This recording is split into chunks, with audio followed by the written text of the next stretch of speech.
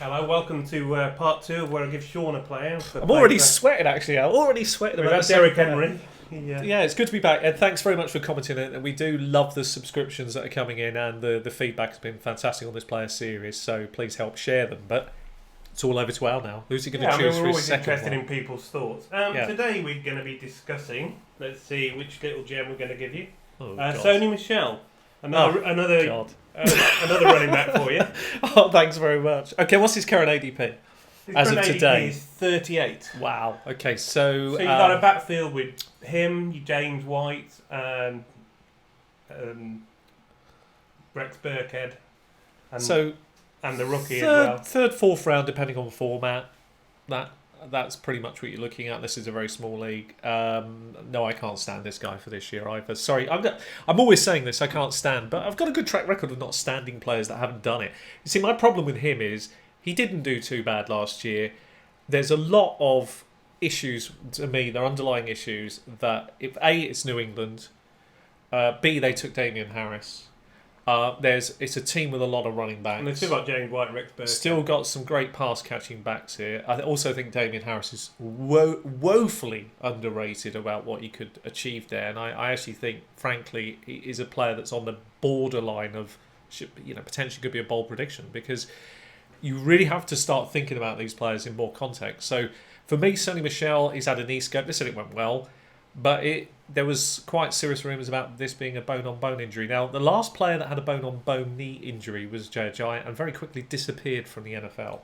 I think Sony Michel is another player. Still trying out with teams. Still trying out, yeah, but trying out and getting in is a different matter entirely, and having trust of the players and the coach is a different thing entirely. So I'm really swerving from Sony Michel. I'm not going anywhere near him. He's another player that can, frankly, other people can take the risk on him. It's too high for me, and I want to anchor my team down on players that I absolutely believe can do more than give me a headache every single week. And I know what it feels like. We've all been there as drafters. You have teams that do really well, and you know why they do well. It's consistency. That's the byword in fantasy. Your team doesn't do well because a couple of players blow up every single week. That's not how fantasy works. You haven't got enough depth on the team to get that help, way. It can help. But you want consistency. You want players that generally deliver above their numbers, or on the numbers, or just slightly under. Numbers. Or what you need for them, so that when the end of the season comes, you look at them and you go, every week that guy never let me down. Or if they did, it was once in a while, not all the time. And I worry massively about this guy. Do you think the red flags were already there? You mean he had knee injuries last time? He came in with them. I mean, he missed last pre-season through. He did really well in spells for New England last year, and again, this is another one of those classic situations. When you've got a struggling team, you look around you for players that you think are doing it, and that you can add to your team that maybe they can help you out of the hole. And I traded for him and Josh Gordon. I think that's all I need to say on that. That's all you need to know in one team. That was a total, utter disaster. And you know what? You trade into trouble with players like this. You should always remember, and I'm going to have to remind myself, that if they're on your blackout list, you don't want them. You just avoid, even if they turn a corner, forget it, because they're still going to let you down later. It's like Josh Gordon, like Derek Henry. There's a potentially good player there if he gets the lion's share of the role. He looked great, right? He can catch, he can run between the tackles. He looked explosive at times. In that offense, there's a role for the running back. But James White also had a very sneaky year. Yeah, but through catching, really. Mostly, but still a very, very good year. Very underrated for last year, but a different year, of course. Every year. Burkhead was out all year, so that helped. Michel missed time, that helped. Gronk was out pretty much for most of the year, really, so that helps everybody, really. And Josh Gordon didn't obviously. Josh Gordon was there for a part of the year, looked quite good, and then his head went, and then that was that. So he could be back this year, though. I very much doubt it. I would, and even if he does, forget it. Tom Brady came out and said he's going to adopt him. Yeah, that's nice, and I'm sure he'll give him a ring, and that'll be brilliant. If you want to like a drug-taking alcoholic in your house, he's your man.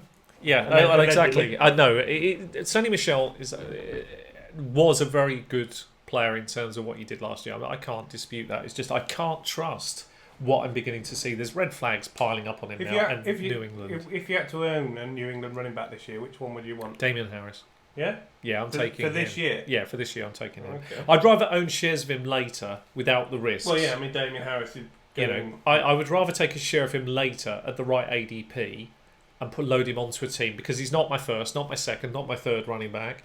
I can marinate him on the bench and see how the first few weeks of the season play out. If I'm wrong, fair enough.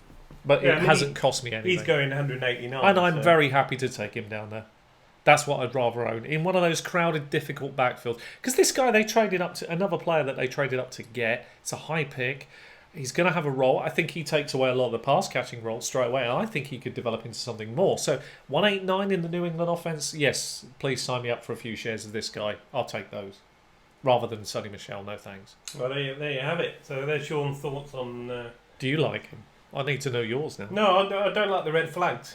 Right. The reason I'm bringing these players up is because, obviously it's a gambler's pick again. You've got to hope he stays fit. Well, he's missed all the pre-season, but he did last year. So, but I think you're asking for trouble if you draft players like this. I'm particularly high up the draft or too board. many shares. Yeah, draft him one here and there. It wouldn't be so bad. If you get Sony Michel, I would honestly say if you've got him and Damian Harris as a stack, I think that's okay. And you're not picking Sony Michel in the first 2 rounds, that's okay. As long as you get both, but there's no guarantees. Yeah, because James White doesn't run between. There's people like me. Yeah, in certain leagues, there would be other people like me. There'd be people like Al who will go, no, I'm not touching Sony Michel. I'm going to get Damian Harris, and I'm going to sneak him in a bit earlier than most people. I'm going to grab him. It's hard to do that. And then once you haven't got the share of the other player, if the other one fails, and you're left holding a real problem, and the other person's laughing because they've got an extra player they can add to their team. I think one thing I've learned from playing fantasy the last few years, you cannot trust the New England backfield. No, we tried this. Do you remember Burkhead? We got very excited about Burkhead. He started the year off really hot and then quickly disappeared. And that's not Burkhead. He wasn't. Not Burkhead. Sorry. It was. I forget his name now. It's gone out of my mind. Mike Gillisley. That's it. Mike Gillisley. And we had this car. And he had three touchdowns the first week. Looked like geniuses. Looked like a great pick, and then he just disappeared after week 4. So that was that. Belichick did a Belichick, and that was it. And that's New England. You and that's the reason you forget about these running backs because they're really rarely there for long. You'd rather be a buyer late than a buyer early. Yeah, buy a late because there's no risk. The risk is so mitigated. So you're taking shots at 189. They're all shots down there. I'd take a shot on him all day long because if it doesn't pan out, as I say, okay. That's fine. Yeah. There's no problem. Down there. Certainly much worse. And that's my thoughts on Sony Michel. Okay, well, let us know what you think. Is Sony Michel still the man for you? And if so, why? Why do you like him? What do you think he can bring to the table? We're always interested in your points of view, and you will notice they do shape the podcast. Okay, thanks very much for watching.